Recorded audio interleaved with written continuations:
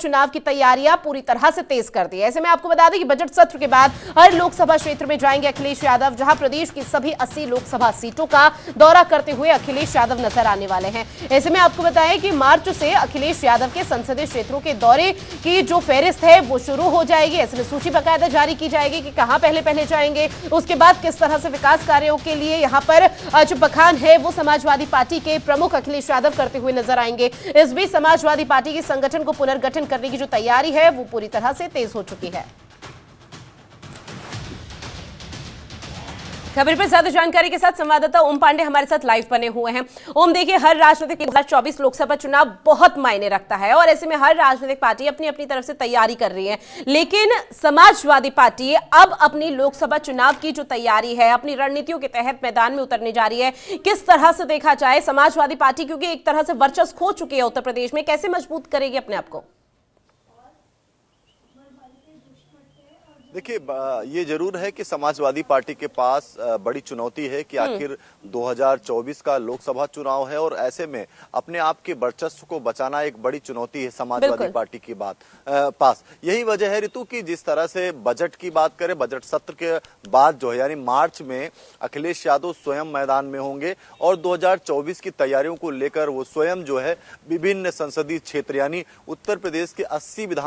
लोकसभा सीटों पर वो स्वयं जाएंगे और वहां पर जाने के बाद समाजवादी पार्टी को मजबूत करने, पदाधिकारियों के साथ बैठक, बूथ स्तर पर रणनीति को लेकर वो तैयारी करते हुए नजर आएंगे। सबसे बड़ी बात यह है कि जिस तरह से लगातार ये जरूर है कि समाजवादी पार्टी ने विधानसभा चुनाव में मात जरूर मिली है, लेकिन अगर आपको बता दें जिस तरह समाजवादी पार्टी का वोट प्रतिशत जो है वो बढ़ा है, तो कहीं ना कहीं एक अच्छी खबर समाजवादी पार्टी के लिए जरूर है। लेकिन ऐसे में अगर बात की जाए तो विपक्ष की एक बड़ी भूमिका भी समाजवादी पार्टी उत्तर प्रदेश में निभा रही है और ऐसे में 2024 का चुनाव अति महत्वपूर्ण भी है, क्योंकि 80 लोकसभा सीटें हैं। जिस तरह से हाल फिलहाल उपचुनाव हुए थे जिसमें से रामपुर की सीट गंवानी पड़ी और उसके साथ साथ कई ऐसी सीटें हैं जिनको समाजवादी पार्टी खो चुकी है। तो ऐसे में जहां समाजवादी पार्टी का गढ़ था यानी अखिलेश यादव जहां से आते थे, वहां पर भी जो है आजमगढ़, वहां पर भी उनको कहीं ना कहीं उनकी सीट गंवानी पड़ी।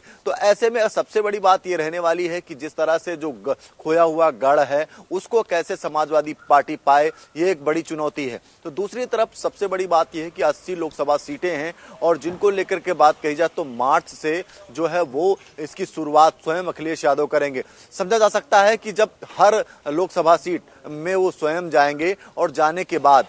जो है वो स्वयं बैठक करेंगे, पदाधिकारियों से बातचीत करेंगे, वहां की रणनीति को समझेंगे और उसके बाद कहीं ना कहीं पार्टी और संगठन को कैसे मजबूत किया जाए, आपस में जो इस तरह से बात की जाए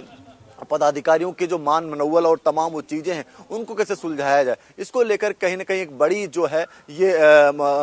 दौरे माने जा रहे हैं। सबसे बड़ी बात यह है कि समाजवादी पार्टी ने जिस तरह से जो है वो सदस्यता अभियान चलाया था और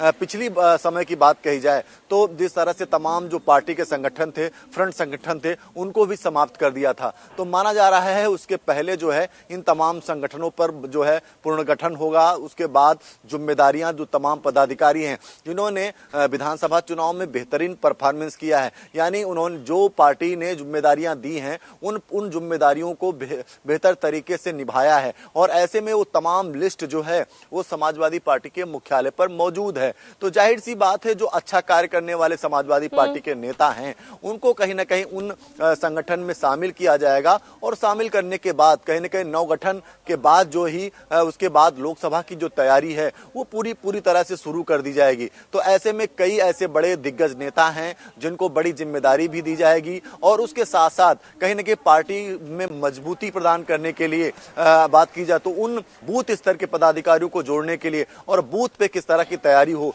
इसको लेकर समाजवादी पार्टी जो है वो लगातार नजर आ रही है। ये जरूर है एमएलसी चुनाव होने के बाद इन तमाम चीजों को लेकर पूरी तरह समाजवादी पार्टी जुट जाएगी। अखिलेश यादव स्वयं मैदान में नजर आएंगे और ऐसे में अगर बात की जाए तो संसदीय क्षेत्रों में अखिलेश यादव का स्वयं जाना इस बात का बिल्कुल सूचक है कि वो समझते हैं कि सामने भारतीय जनता पार्टी है जो कि लगातार एक बेहतरीन तरीके से जो है वो चुनाव लड़ती है। तो ऐसे में आमना और सामने की बात कही जाए तो वो समाजवादी पार्टी और भारतीय जनता पार्टी का है। और ऐसे में बिल्कुल कहीं भी सीधे चूक तौर पर समाजवादी अपोनेंट में पार्टी बीजेपी समाजवादी नहीं पार्टी छोड़ना के है, चाहती। लेकिन कहीं ना कहीं समाजवादी पार्टी अभी जिस तरह से अखिलेश यादव दक्षिण को साधने की कोशिश कर रहे थे, उससे अंदाजा लगाया जा सकता है कि अब बखूबी समझ चुके हैं समाजवादी पार्टी की